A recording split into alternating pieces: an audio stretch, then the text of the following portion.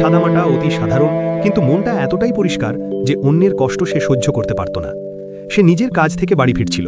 মনে অনেক দুশ্চিন্তা কাজ করছিল, সংসারের খরচ, মায়ের শরীর আর নিজের দায়িত্ব। কিন্তু তখনই রাস্তার একপাশে ধীর পায়ে হাঁটতে থাকা এক বৃদ্ধের উপর তার নজর পড়ল। তিনি খুব ধীরে ধীরে হাঁটছিলেন, যেন প্রতিটি পদক্ষেপ তার কাছে এক একটি যুদ্ধ। হাতে লাঠি থাকলেও তিনি বারবার লড়খড়িয়ে যাচ্ছিলেন। অজস্র মানুষ তার পাশ দিয়ে চলে যাচ্ছিল, কেউ তাকে দেখছিলও না। কেউ হয়তো ভাবছিল তাদের দেরি হয়ে যাচ্ছে, আবার কেউ নিজের ফোনের দুনিয়ায় মগ্ন ছিল। আরাধ্য হঠাৎ থমকে দাঁড়ালো। সে এক পলকের জন্য ঘড়ি দেখল। তার অফিসে পৌঁছতে বা বাড়ি ফিরতে দেরি হয়ে যাচ্ছিল, কিন্তু তার মন বলল, আমি যদি না দাঁড়াই তবে কে দাঁড়াবে? ঠিক সেই মুহূর্তেই সে সিদ্ধান্ত নিয়ে নিল। সে সঙ্গে সঙ্গে বৃদ্ধের কাছে গিয়ে খুব নিচু স্বরে এবং পরম মমতায় বলল, বাবা, আমি কি আপনাকে একটু সাহায্য করতে পারি? আপনি কি রাস্তা পার হতে চাইছেন? বৃদ্ধ ধীরে ধীরে মাথা তুললেন। তার চোখে গভীর ক্লান্তি আর একরাশ একাকিত্ব ছিল, কিন্তু আরাধ্যকে সামনে দেখে সেখানে এক চিলতে আসার আলো ঝিলিক দিয়ে উঠল। তিনি কাঁপতে থাকা হাতে আরাধ্যর হাতটা শক্ত করে ধরলেন। আরাধ্য তাকে আগলে ধরল, যেন তিনি তার অনেক দিনের চেনা কোনো আপন মানুষ। সে খুব সাবধানে এক এক পা ফেলে তাকে রাস্তা পার করাতে লাগল। প্রতিটি পদক্ষেপে সে বৃদ্ধের খেয়াল রাখছিল, যাতে ভিড়ের চাপে তার ভারসাম্য না হারিয়ে যায়। ঠিক সেই সময় কাছেই দাঁড়িয়ে থাকা এক কালো লাক্সারি গাড়ির ভেতর থেকে এক ব্যক্তি সবটা দেখছিলেন। তার নাম আরিয়ান, শহরের অন্যতম সেরা ব্যবসায়ী, যার কাছে টাকা, নাম, খ্যাতি সবই ছিল। কিন্তু এই গ্ল্যামারের আড়ালে আরিয়ানের মনের সরলতা বা অন্যের প্রতি সহানুভূতি হয়তো কোথাও হারিয়ে গিয়েছিল। সে সবসময় হিসেব কষে চলত, কিন্তু আজ এই দৃশ্য দেখে আরিয়ান অবাক হল। সে ভাবল, আজকের এই স্বার্থপর যুগেও কেউ কোনো লাভ ছাড়া অন্যের জন্য নিজের সময় নষ্ট করে? আরিয়ানের বুকের ভেতর এক অদ্ভুত অস্বস্তি আর কৌতূহল দানা বাঁধল। ওদিকে আরাধ্যর বিন্দুমাত্র আন্দাজ ছিল না যে একজোড়া চোখ তাকে এতটা মনোযোগ দিয়ে দেখছে। সে শুধু নিজের মনের ডাক শুনছিল। রাস্তা পার করে সে বৃদ্ধকে ফুটপাতে থাকা একটি বেঞ্চে খুব সাবধানে বসালো। বৃদ্ধের শ্বাস কিছুটা দ্রুত বইছিল। আরাধ্য সঙ্গে সঙ্গে নিজের ব্যাগ থেকে জলের বোতল বের করে তার মুখে ধরল। বৃদ্ধ জল খেয়ে একটু ধাতস্থ হলেন। তিনি আরাধ্যর মায়াবী মুখটার দিকে তাকিয়ে রইলেন।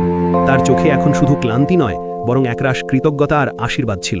তিনি ধরা গলায় বললেন, বেটি, আজ তুমি শুধু আমাকে রাস্তা পার করে দাওনি, বরং আমার মনে এই বিশ্বাস ফিরিয়ে দিয়েছ যে পৃথিবীতে এখনো সত্যিকারের মানুষ বেঁচে আছে। আরাধ্য মৃদু হেসে খুব বিনয়ের সাথে বলল, বাবা, আপনি এভাবে বলবেন না, এটা তো আমার কর্তব্য। আমরা যদি একে অপরের বিপদে পাশে না দাঁড়াই, তবে আমাদের মানুষ হয়ে জন্মানোর সার্থকতা কোথায়? এই কথাগুলো আরিয়ানের কানে পৌঁছল না ঠিকই, কিন্তু সে গাড়ি থেকে আরাধ্যর হাসিমাখা মুখটা দেখে সম্মোহিত হয়ে গেল। আরিয়ান তার গাড়ির কাঁচ নামিয়ে তার পার্সোনাল ম্যানেজারকে ফোন করল। সে বেশ গম্ভীর স্বরে বলল, ওই মেয়েটির ব্যাপারে আমার সব তথ্য চাই। সে কোথায় থাকে, কি করে, সবকিছু আমি জানতে চাই। ওর বিশেষত্ব কি? আরিয়ানের মনে একটা জেদ কাজ করছিল। সে দেখতে চেয়েছিল এই মেয়েটি কি সত্যি এত ভালো, নাকি এটাও কোনো লোক দেখানো নাটক। আরাধ্য বৃদ্ধকে জিজ্ঞেস করল, বাবা, আপনার বাড়ি কোথায়? আপনি কি একা যেতে পারবেন? আমি চাইলে আপনাকে পৌঁছে দিয়ে আসতে পারি। বৃদ্ধ একটু ইতস্তত করে রাজি হলেন। পথে যেতে যেতে আরাধ্য জানতে পারল যে এই বৃদ্ধের এক ছেলে আছে, কিন্তু সে তার কাজে এতটাই মগ্ন যে বাবার খবর নেওয়ার সময় তার নেই। বৃদ্ধের একাকিত্বের গল্প শুনে আরাধ্যর চোখে জল চলে এলো। সে ভাবল, মানুষ কিভাবে এত নিষ্ঠুর হতে পারে?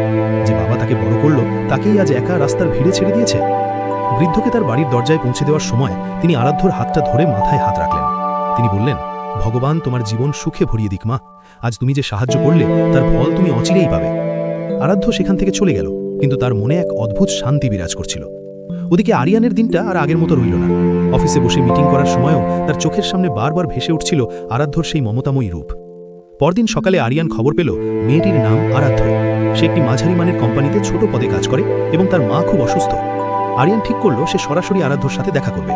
সে তার দামি গাড়ি নিয়ে আরাধ্যর অফিসের সামনে অপেক্ষা করতে লাগলো। আরাধ্য যখন অফিস থেকে বেরোলো, আরিয়ান তার সামনে গিয়ে দাঁড়ালো। এত বড় একজন মানুষকে সামনে দেখে আরাধ্য কিছুটা ঘাবড়ে গেল। আরিয়ান হেসে বলল, হাই আরাধ্য, আমি আরিয়ান। আমি তোমাকে ওই বৃদ্ধকে সাহায্য করতে দেখেছি। আমি কি তোমার সাথে একটু কফি খেতে পারি? আরাধ্য একটু অবাক হলো, তারপর খুব শান্ত গলায় বলল, দুঃখিত স্যার, আমি কোনো অপরিচিত মানুষের সাথে এভাবে কোথাও যাই না, আর আমার মা বাড়িতে অপেক্ষা করছেন। আরিয়ান জীবনেই প্রথম কারো কাছে না শুনল। সে থমকে গেল, কিন্তু আরাধ্যর এই দৃঢ়তা তাকে আরও বেশি আকৃষ্ট করল। সে বুঝল এই মেয়েটি টাকার কাছে বিক্রি হওয়ার মতো নয়। সেই দিন সন্ধ্যায় আরাধ্যর ফোনে একটি অজানা নম্বর থেকে কল এলো। ফোনের ওপাশ থেকে সেই বৃদ্ধের কণ্ঠস্বর শোনা গেল। তিনি খুব আকুতি করে বললেন, মা, তুমি কি একবার আমার বাড়িতে আসতে পারবে? আমার শরীরটা খুব খারাপ লাগছে। আরাধ্য আর দেরি করল না। সে দ্রুত সেই বড় বাড়ির ঠিকানায় পৌঁছল। গিয়ে দেখল বাড়িটি রাজপ্রাসাদের মতো।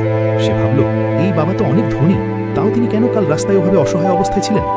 ঠিক তখনই বাড়ির ভেতরে প্রবেশ করল আরিয়ান। আরিয়ানকে দেখে আরাধ্য স্তম্ভিত হয়ে গেল। আরিয়ান এগিয়ে এসে বৃদ্ধের পাশে বসল। বৃদ্ধ আরাধ্যকে দেখে হাসলেন এবং আরিয়ানের দিকে তাকিয়ে বললেন, আরিয়ান, এটাই সেই মেয়ে যে কাল আমাকে বাঁচিয়েছিল। আরাধ্যর বুঝতে বাকি রইল না যে এই বৃদ্ধ আসলে আরিয়ানের বাবা। আরিয়ান মাথা নিচু করে বসেছিল। সে বুঝতে পারছিল যে তার বাবা আজ তাকে একটি মস্ত বড় শিক্ষা দিয়েছেন। বৃদ্ধ বললেন, আরিয়ান, তুই অনেক টাকা কামিয়েছিস, কিন্তু মানুষ হতে পারিসনি। আজ এই মেয়েটির থেকে শেখ যে মানুষের মূল্য কি। আরিয়ান আরাধ্যর সামনে এসে হাত জোড় করে ক্ষমা চাইল। সে বলল, আরাধ্য, আমি সত্যিই অন্ধ হয়ে গিয়েছিলাম, আমাকে ক্ষমা করে দাও। আরাধ্য শান্ত গলায় বলল, ক্ষমা আমার কাছে নয়, আপনার বাবার কাছে চান। তিনি শুধু ভালোবাসা চেয়েছিলেন, টাকা নয়। সেই রাতটা ছিল আরিয়ানের জীবনের টার্নিং পয়েন্ট। সে তার বাবার চরণে মাথা রাখল। কিন্তু ঠিক সেই সময় আরিয়ানের বিজনেসে এক বিশাল ধস নামল। তার পার্টনাররা তাকে ধোঁকা দিয়ে সব টাকা হাতিয়ে নিল। আরিয়ান প্রায় রাস্তায় বসার উপক্রম হল। যারা তার সাথে সবসময় ঘুরত তারা সবাই তাকে ছেড়ে চলে গেল। আরিয়ান যখন একা হয়ে গেল তখন আরাধ্য তার পাশে এসে দাঁড়ালো। সে তার সামান্য জমানো টাকা আর অদম্য সাহস নিয়ে আরিয়ানকে বলল, হার মানবেন না, আপনি চাইলে শূন্য থেকে আবার সব গড়তে পারেন, আমি আপনার সাথে আছি।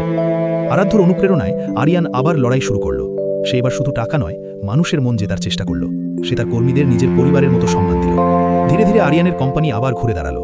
এবার আরিয়ানের মনে কোনো অহংকার ছিল না। সে বুঝল, বিপদে যে পাশে থাকে সেই আসল আপন। সবশেষে আরিয়ান আরাধ্যকে সেই পুরনো রাস্তায় নিয়ে গেল যেখানে তাদের প্রথম দেখা হয়েছিল। ঝকঝকে রোদে আরিয়ান আরাধ্যর হাত ধরে হাঁটু গেড়ে বসল। সে বলল, আরাধ্য, তুমি শুধু আমার বাবাকে রাস্তা পার করে দাওনি, তুমি আমাকে জীবনের অন্ধকার থেকে আলোর পথ দেখিয়েছ।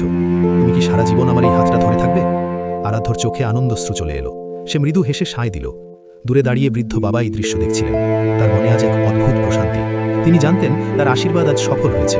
এই কাহিনী শুধু একটি প্রেমের গল্প নয়, এটি হলো একটি নিঃস্বার্থ ত্যাগের গল্প, যা প্রমাণ করে যে ছোট্ট একটি সাহায্য আস্ত একটি জীবন এবং সমাজকে বদলে দেওয়ার ক্ষমতা রাখে।